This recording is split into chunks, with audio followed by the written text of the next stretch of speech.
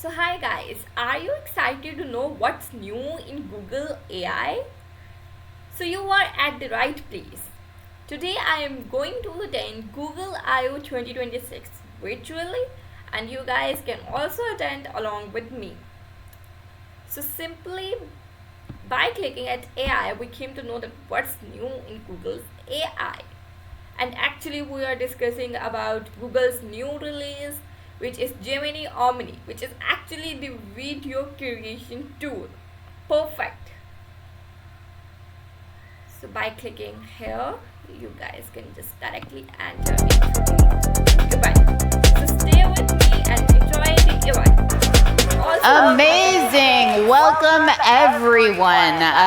Welcome to Google I/O. Welcome to what's new in Google AI, and welcome to the first sessions of the day after the keynotes. Is everybody really excited? Are you guys excited? Amazing! So I am so grateful to be here today with my colleague Amar. My name is Paige. I'm the Eng Lead for Developer Relations team at Google DeepMind. And Amar? I lead product and design on AI Studio. Very cool. And today we're going to be attempting to condense into 45 minutes an overview of everything that we've been doing at Google in the AI space. It's going to be really hard. But the good news is that for the rest of today and the rest of tomorrow and further on in the week, we have a whole bunch of other talks that are intended to be deep dives for some of the things that we'll just be touching on lightly today. So I don't think it's a secret that we've been shipping at a pretty relentless An pace. insane amount of pace. I think if you just look at 2024, when we had the 1.5 series of models, we were just cracking the nut on multimodality, and look where we are now. Exactly, and today we released Gemini 3.5 Flash, which we'll be talking about in a second. But it's everything from frontier models to open models and more. Our Gemini 3 model lineup has expanded pretty significantly both today and over the course of the last couple of months. We've got Gemini 3.5 Pro, which is still kind of our best and brightest model to use for complex problems. 3.5 Flash for kind of performance and speed and cost. This is also the Flash series is the default in AI Studio's build, right? Yeah, we use 3.5 Flash as our default model for building apps, and it's incredibly capable. In fact, the AI Studio mobile app that'll be coming out in a few weeks, a bunch of it was built with 3.5 Flash. So it's just been amazing to see it ship across both Android and iOS. Amazing. And then also 3.1 Flash-Lite, which is really great for kind of these use cases that require low latency but can also save you a lot of costs, which is pretty cool. It's not just us using Gemini 3. We are blessed to have a whole bunch of customers across the industry, Databricks, GitHub, Harvey, Warp, and a whole bunch more that have Gemini 3 running in production. And Gemini is really remarkable in the industry because it's great at understanding all of these many different modalities, text and image and audio and video and code, but it can also output multiple modalities. Yeah, I think one of my favorite things is because it understands so many modalities. When you're building, especially when you're building apps, I upload a video of an animation, and it can understand the frames of that animation and then recreate that in code. And so video understanding just unlocks a whole new set of use cases, and I mean, so does all the other modalities. Yep, and the screenshots that you can take and use to inform the front-end design for some of Build's features are really, really powerful tools as well. Our generative media models are kind of testaments to this fact, that we're able to output video, we can output audio, we have some pretty exciting text-to-speech models and Gemini Live models, and then also our Live API, which we'll demo in just a second, gives you real-time interactions with Gemini itself.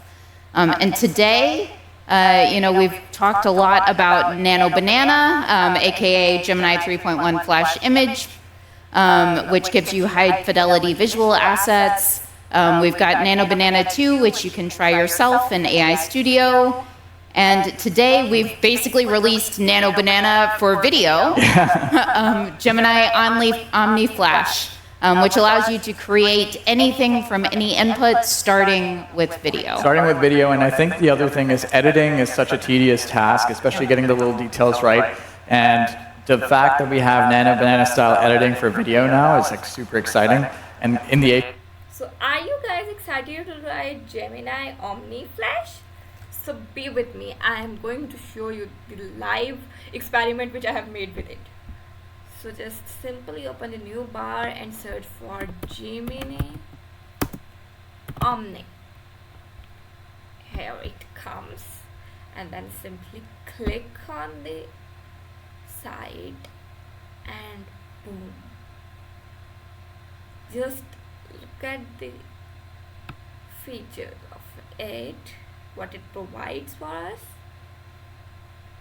Okay, so you guys can create any video, cinematic, perfect video by just prompt or any input which you want to enter into again. API soon, so that'll be really fun to build with as well. 100%. And if you haven't had a chance to try it yet, there's a really nice AI demo garden in the back of this building. If you're on site, that should allow you to create a commercial starring yourself using Omni. It's called Omnimercial. Be patient if there's a line, but it's a lot of fun to try.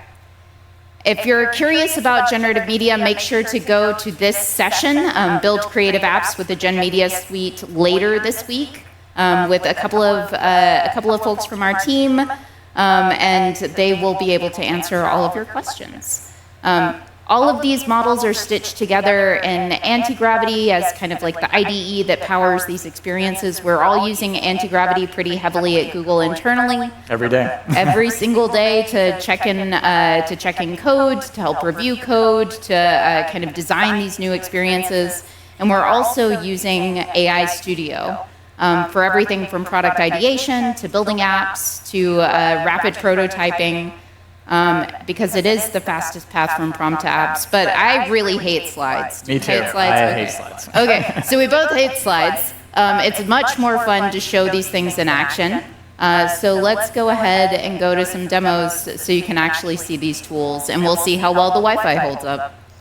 Excellent. Okay, back in the playground. Back in the playground. So for those who are not familiar, this is the AI Studio playground and homepage. Here, you can experiment with all of DeepMind's latest models.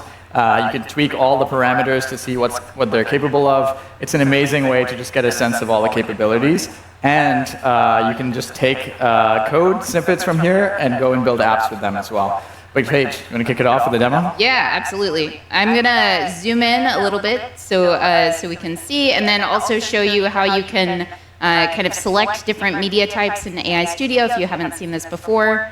You can add files from Drive, you can upload files, record audio, camera, add YouTube videos, and you can also select some sample media. So if I was to select this video, add it to the prompt, we've got Gemini 3.1 Flash-Lite pulled up, which is, again, kind of our most cost-optimized model. You can say, it should be pretty fast.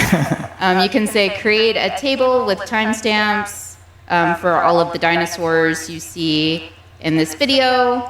Make sure to include a fun fact about each dinosaur.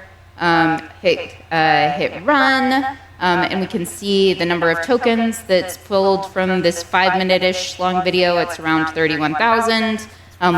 Very fast. We've got a table with the dinosaur name, the timestamps, the fun fact, and then if I hover over this token consumption, you can see that it took about $0.015 in order to do all that work, which is pretty wild.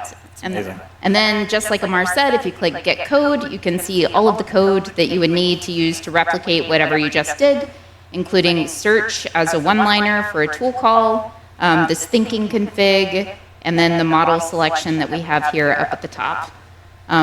So that is Playground in a nutshell. And it allows you to experiment not just with our Gemini family of models, but also things like Nano Banana and some of the other video generation models that we have along the way.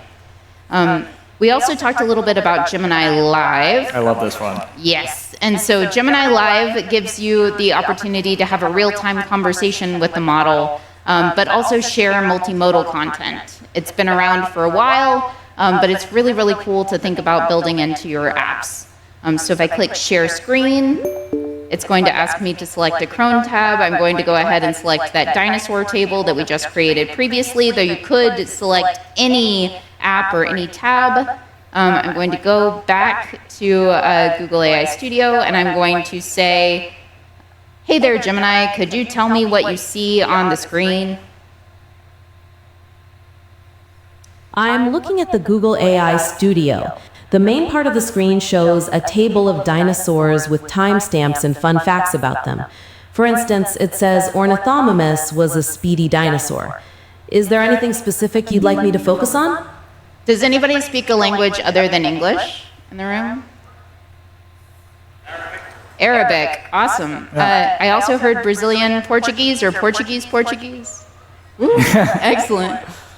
What? Chinese? Awesome. So I'm going to ask the model to repeat what it just said, but to say it in Chinese, and then we'll also try another couple of languages, but you have to fact check me, if that's okay. Cool. Hey there, Gemini. Could you repeat what you just said, but could you tell me in Chinese, please? 好的，没问题。我看到的是 Google AI Studio。屏幕的主要部分显示了一个恐龙表格，上面有时间戳和有趣的冷知识。比如上面说四鸟龙是一种速度很快的恐龙。你有什么特别想让我关注的内容吗？ Did it do okay? Excellent. Let's go. Wonderful. Amazing. Very cool. And then you can also, so that was just kind of asking it to change languages dynamically within the context of the conversation. You can also say in the system instructions, only respond to the user in Brazilian Portuguese. If I have a person who will fact check me in the audience for Brazilian Portuguese, yep, excellent. And then I'm going to turn on grounding with Google search, and we are going to ask Gemini a question as well. So, hey there, Gemini, can you tell me what you see? Vejo duas pessoas na imagem, uma mulher e um homem. A mulher está com uma jaqueta jeans e o homem está com uma camisa preta. Os dois estão sorrindo. O que mais você gostaria de saber? It was right? Okay. Cool. Amazing. And then since it's got grounding with Google search, I could also say, hey there, Gemini, could you tell me what the weather is like today in Mountain View, California? Em Mountain View, Califórnia, hoje está fazendo 25 graus e o dia está limpo. A previsão é de temperatura máxima de 28 graus e mínima de 13 graus. Você quer saber a previsão para os próximos dias? Was that also correct? Yep. Excellent. And you can also see the sources that it pulled in to help ground its outputs. And just like before, you can click Get Code and see everything that you would need in order to replicate the experiment that we just tried. That's how far Gemma 4 has come and what's possible with it, and especially the demos we've been seeing this week on how it's running on device and pulling off some incredible things. Absolutely. And Gemma 4 is available to test out in the Playground and AI Studio as well for folks who want to get started. An under-known fact, I think, is that you get a non-zero number of Gemma calls on the Gemini APIs for free. So if you wanted to incorporate it into your app, it's great at understanding video. Audio is capable of using our robotics. Yeah, and there was a great demo of Ricci Mini from Hugging Face, and it was using Gemini Robotics. And that's open source as well, that project. But yeah, we recently announced Gemini Robotics 1.6. And it's just incredible to see that out in the wild now. Yeah, and I think it's also really powerful in the sense that, you mentioned the Ricci Mini. Yeah. There's also a beautiful open source project from Stanford called the Pupper, which is used for their CS curriculum. It has a Raspberry Pi powering it behind the scenes. All of the parts are 3D printed. But since it's just kind of using this commodity hardware, it can call the Gemini Live API, use Gemini Robotics ER to kind of manipulate this little robotic dog, and you can ask it to do anything from like follow me, and it will follow you around the stage. So cool. Yeah. Or to like go and fetch that ball. How much training is needed for that one? Mostly, so it's not any training required. It's batteries included. Like the first dog that you do not have to train. Yeah. But you just have a conversation with Pupper, and it's capable of having having kind of this dynamic interop with you across a broad spectrum of use cases. That's awesome. Yeah. In addition to that, we also have our world model family. Genie 3, which was touched on a little bit today in the keynotes. Yeah, part of the Omni model, and it gives it the understanding of the physics of the world and how things actually work. And that's why you see the video coherence is so good, because it actually understands how things actually need to work in the real world. Absolutely, and you can describe any world that you would like to experience, and then navigate around it using your arrow keys in order to create a short video. So as an example, this is a prompt that, a tranquil waterfall cliff area featuring dynamic water physics, and then a character, which is a high-speed paper airplane. And so you can see, similar to what Amar was just mentioning, the physics of the airplane as it's kind of interacting with some of the splashes, the physics of the currents in the river, how this is moving and banking. And Even then the reflections of the light on the water. it's so nice. Could you play it again, please? Awesome, thank you. And so you can see even the splashes kind of going down in the water as it jumps off the waterfall. So I strongly encourage you all to play around with Genie 3. It's available today if you have a Google AI Ultra subscription, in addition to many of the other products that were featured in the keynotes this morning. Awesome. And then, so I think the most important thing to call out is that we're building kind of the first generation of tools for people who are AI native, and who really don't have to ask for permission in order to create anything that they've been imagining. I keep telling people all you literally have to do is just go to that prompt box and describe your idea. And people have asked me, what is a tip you have or something for folks? And I usually just go in assuming that the idea I have is going to work. Yep. And you'll realize how far you can actually push the model to make your idea very real. And if it doesn't work in this iteration, I guarantee you another model iteration, and you'll be able to make that idea come to life. Yep. And since we've been adding databases to AI Studio, authentication, even things like these workspace integrations, it really does feel like you can go very far without ever needing to leave the browser and popping into an IDE. Yeah, and soon on your phone too with the AI Studio mobile app coming very soon. Amazing. And I can't wait for this world where I'm just walking around, describe an idea that I have, and then by the time I get home, it's already landed in my inbox. You're just a few weeks away from that. Very cool. Amazing. So for anyone who is curious, excited, who wants to try out and test more, wants to try our models, make sure to go to ai.studio/build. And we also just want to say thank you so much for coming to I/O this year, for your energy, for your excitement. Yeah. We really appreciate y'all, and can't wait to see what you build. Yeah. So that's all for today.